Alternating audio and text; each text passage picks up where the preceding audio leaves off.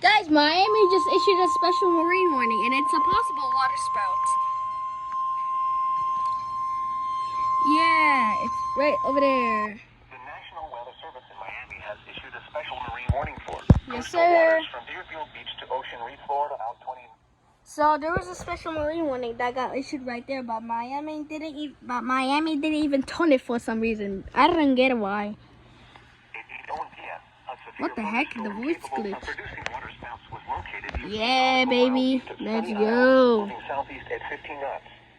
Hazard: water spouts, wind gusts to 40 knots, and small. Hell.